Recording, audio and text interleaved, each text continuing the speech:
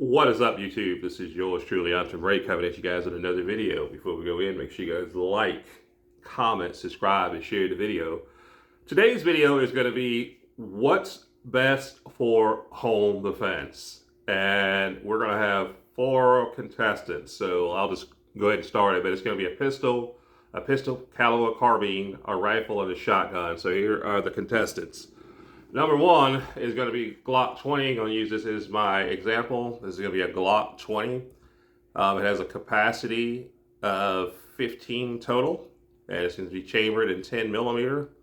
And this is going to be one of our contestants in today's video, Glock 20. All right, next up, we are going to have a PCC in the mix, and we're going to use the Beretta PMXS. This is going to be chambered in 9 millimeter with a capacity of 35. This is the Beretta PMXS. This is going to be one of the contestants that we're going to use in this video, the Beretta PMXS. All right. Bear with me here. All right, next up, since we're talking Beretta, we're going to have a semi-automatic shotgun, a 12 gauge. This is going to be the Beretta Ultima Patrol, chambered in 12 gauge. This is going to have a capacity of 7 + 1, a total of 8. If you ghost load it, you can get 9. All right, so this is going to be one of the contestants, Beretta Ultima Patrol. All right, let's set that down lightly. And last but not least, we're going to have America's rifle, an AR-15 in the mix. This is going to be Diamondback DB-15. This one is actually going to be chambered in 300 blackout, has a capacity of 30. And this is going to be one of our contestants. And we're going to have a few different categories. I'm going to go over the categories really quickly. I'm going to do like a little grading system here. And I can't read my awful handwriting, but I'm going to grade these. So we're going to do reliability, ease of use, stopping power, capacity, accuracy, maintenance, penetration, and recoil. So without all further ado, let's talk about reliability. I guess we'll start with Glock. Glocks are very, very reliable. They've been used for many, many years, and this is a Gen 4, 10 millimeter, very reliable. It's pretty much eating everything that we put out there. So semi-automatic Glock are very, very reliable. Let's see. Pistol caliber carbines are not known to be the most reliable. This one is very, very reliable though. I've never had a hiccup out of this, but if I had to say for pistol caliber carbines, they're probably not going to be number 1 as far as reliability, but that one is reliable.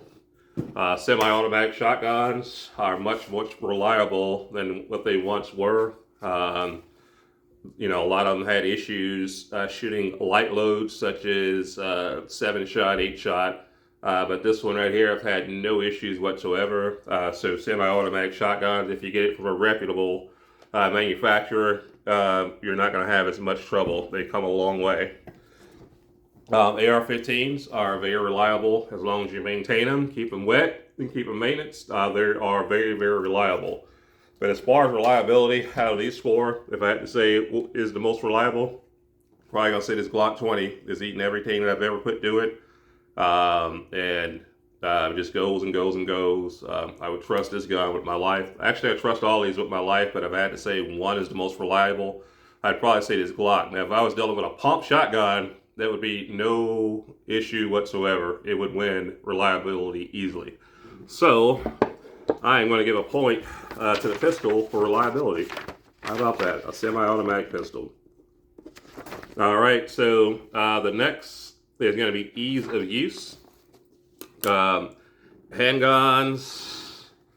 are not going to be the easiest, especially for a new shooter, because you have to pull it out from your body. You have to stare down the sights.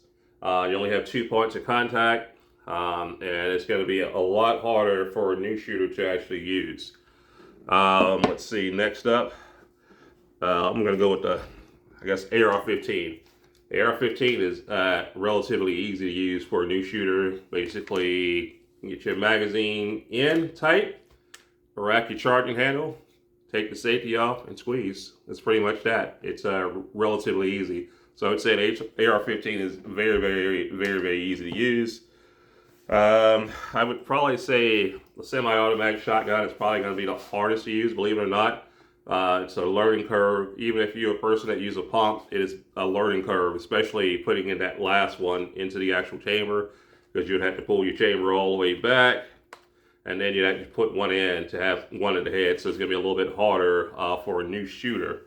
But if I had to say one was the easiest to use, ease of use, I would probably say this right here, this pistol caliber carbine. Because basically all you'd have to do is just rack it, put your magazine in it, take the safety select off, and you go to shooting. So I'd probably say it's a tie between the AR-15 and the pistol caliber carbine as far as ease of use. So I'm going to give both of them a point for this. So pistol caliber carbine and the rifle, AR-15, is going to get a point. Shotgun has not got a point yet. Wow. All right, so the next thing is going to be stopping power. So I think you guys pretty much know how this is going to go. But we'll go from less to the highest. All right, so the minimum as far as stopping power, and just to talk about stopping power is the ballistics. It's basically how fast your projectile is moving and the size of the projectile, and that's how you get your ballistics, by doing the travel of the actual projectile and the actual size of the projectile. That's how you calculate the ballistics. But ballistically, I would say a 9mm by far is going to be the weakest caliber in this little setup that we're doing right now. Next weakest pistol caliber still. This is a pistol caliber, 10mm. It's much stronger than a 9mm, but it still can't hang with the big boys, such as a rifle or a shotgun for that matter. All right, next up would be the rifle. Much stronger than a handgun by far. Better reach, better ballistics, more stopping power. Going to definitely stop the threat much sooner with a rifle versus any kind of pistol cartridge. All right, so this is where Big Daddy shines. Shotgun. The stopping power from a shotgun is unrivaled and unmatched. When I tell you one load of double buckshot ends the party instantly if you hit someone center mass, because you have basic buckshot is going to be 9 pellets.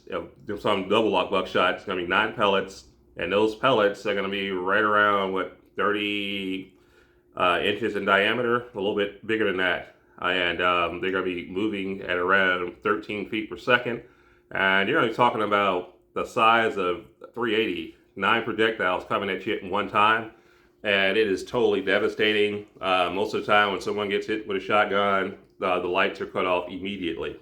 Even before they hit the ground, the lights are off. I've seen several people be unalived by a shotgun, and it is not for the faint of heart. So I would say a shotgun by far wins the ballistic category that we formally call stopping power. Shotgun wins that. So shotgun finally gets a point. Finally. All right, so now we're going to go with capacity. Capacity. All right, so the shotgun is going to come in last. So I'll just go from last to first. The shotgun is going to have a capacity of 7 plus 1. Again, if you ghost load it, you can get 9. You can get 1 in the head, and then you can put 1 here on the lifter where you can ghost load it, and you have 9 total. But still, that's going to be a limited capacity versus the other contestants. And we'll go with our pistol. Now, this pistol stock has a capacity of 15 rounds, but you can buy the extended mag where you can actually have 30. But standardly, you're talking about 15 rounds. So we're just going to talk about the standard. So this would lag behind the AR-15 and the pistol caliber carbine. So our PCC, you're going to have a capacity of 31 if you put 1 in the head.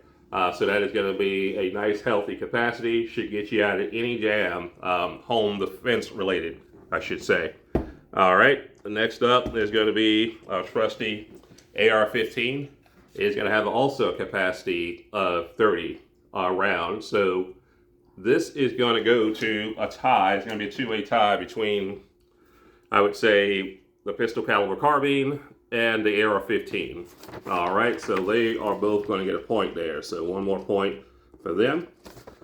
All right, so next we are going to go with capacity.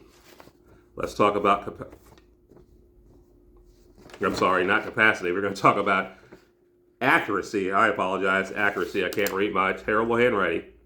All right, so as far as accuracy is concerned, this is probably going to be the least accurate from a distance. So if you're trying to hit a steel plate from 50 yards out, you can probably get it done, but it's going to take a whole lot of practice, especially with this iron sight. So this pistol would come in dead last as far as accuracy is concerned. All right, I would say next up is probably going to be this PCC because again, it's accurate. It has a longer barrel than the actual pistol, and it is not going to be as accurate as far out. I mean, if you go anything outside of 25 to 50 yards, I would say 50 yards, you're probably not going to hit as consistently as, let's say, a rifle or even a shotgun. So I would say the pistol caliber carbine is going to come in second to last when it comes to accuracy. Now up close for home defense distances, you'll be all right. But if you're going to go past 50 yards, I would probably find a better option, to be honest with you. I would say shotgun is going to come next. This is going to have pretty good accuracy out to about 100 yards if you're using slugs. But it does take practice. Now, if you're using buckshot, standard home defense buckshot, you're not going to get much outside of 20 yards out, unless you really practice. Like I said, in all these platforms, you want to make sure that you practice with each of these platforms. That is something that I cannot stress enough. But this is going to be pretty darn accurate. A lot of people think that shotguns are just a close quarter weapon only, but I've heard of people getting hits on steel plates from 300 yards out with a shotgun. Of course, again, it does take practice, so this is going to be second to last. Now, supreme accuracy is going to be AR-15. You can definitely get your reach out with an AR-15 well past what you can do with a pistol or shotgun. It's just the way it is. This is going to definitely win when it comes to accuracy by far. So AR-15 is going to be number one as far as accuracy is concerned. All right, so there we go. All right, so we're almost there now. Now we're getting down to the nitty gritty. All right, so the next thing is going to be maintenance. So which one is going to be the easiest to maintain? And we'll just go from, I guess, the easiest to the hardest. And the hardest is going to be the semi-automatic shotgun by far. Not hard, but the hardest out of these to actually clean. I enjoy cleaning guns. It's actually a fun thing to do. It's therapeutic. But out of all the guns here, this is going to be the hardest one to actually take down and maintain. And you can go online and look at some of the takedowns, and you'll probably agree with me. Between these guns, this is going to be the hardest. I'm not saying it's hard, but the hardest to take down. I would say the next hardest to take down would probably be this. It's not that it's hard. It's just not as familiar with, let's say, a Glock or an AR-15. But it's really not that hard to take down. You have two pins. It comes apart. Similar to an AR-15, so it's not that hard. But just a little bit different because a lot of people are not used to this platform. So I would say this one would come from second to last as far as maintenance is concerned. An AR-15, relatively easy. Anyone that's been in the military, they know how pretty much easy, you pop these two pins out and the lower and the upper separates. And that's the same thing with that PCC. The lower and the upper, it separates relatively easy. But this is pretty easy to take down, pretty easy to maintain. Nothing really that hard about an AR-15. I think anyone that owns an AR-15 can basically get her done. It's really easy. Last but not least, I think this is going to be the easiest to take down all these weapons that we have here. Basically, you put your fingers in these two pins, make sure you clear it and all that stuff. And basically, you just rip it off, and then the actual slide comes off, and your bolt release and carry group, that also comes out as well. But this is definitely going to be the easiest to maintain as far as, you know, on a daily basis or a regular basis, I should say. This is going to be the easiest to maintain. So they're going to get a point here. All right. All right. So next up is going to be penetration. All right. So penetration is really based on the round that you use. So as far as penetration is concerned, believe it or not, handguns usually carry a lot of the energy. They go right through walls just like a rifle. So I would say it's really based on what you're actually loading. 10 millimeter is going to definitely penetrate more than a 9 millimeter. So I'm going to have, this is kind of like almost on the end of the spectrum because this does penetrate a whole lot. You know, you have these big, large bullets coming at a high speed, and these bullets don't fragment like some of the rifle bullets. So I would say this is probably going to be the highest in penetration based on just regular defensive rounds. I'm not talking about, you know, the max, but we're just talking about defensive rounds. What would come in next as far as penetration is concerned? I would think that this 300 Blackout would probably penetrate a whole lot through drywall. Probably it's going to be more than that 10 millimeter pistol, but if you use the right ammo that fragments, you know, there's a possibility that you can actually slow down some of that, you know, massive penetration. So I would say, you know, the 10 millimeter and these are going to be the top penetrators.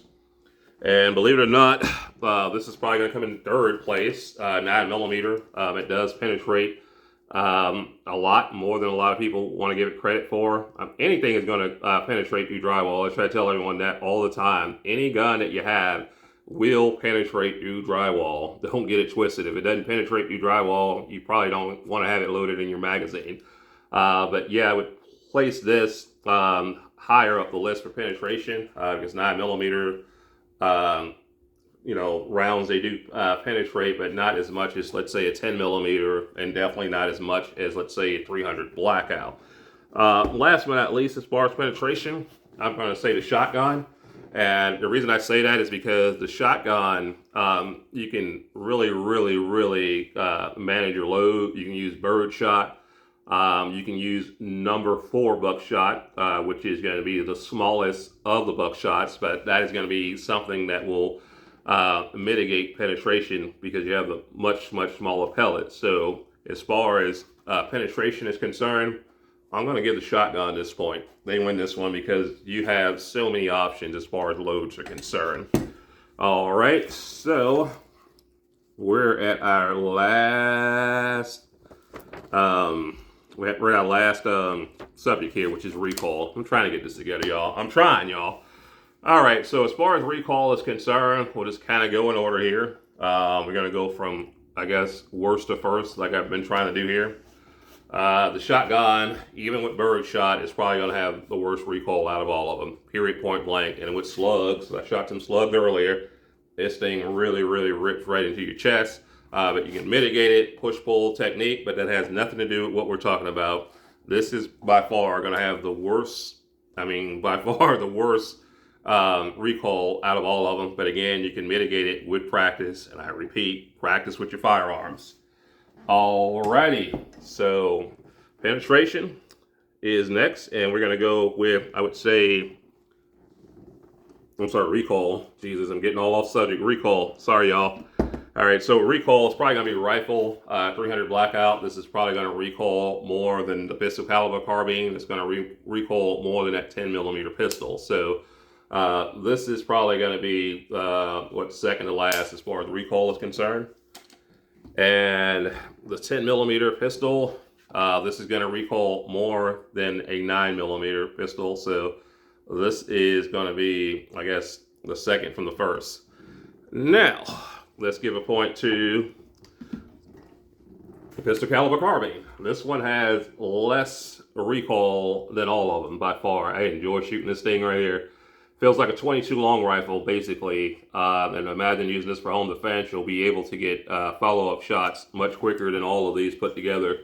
It's just much quicker, light recoil, and this thing is really well built. It's polymer, but it's still very well built and very sturdy. So Beretta did a very good job. This is going to be number one when it comes to recoil. All right. All right, so I'm going to give it a point, PCC. All right, so what I have here is the PCC and the rifle in a two-way tie. That's what I've come up with. So it looks like the PCC and the rifle are in a two-way tie. It looks like the pistol and the shotgun are a two-way tie, but it looks like the PCC and the rifle, they won out here. So that's it, man. But I just wanted to do this little video with you guys about home defense and just thought it'd be a cool little video to do in sections. Let me know what you guys think in the comments. Catch you in the next video. 2A up.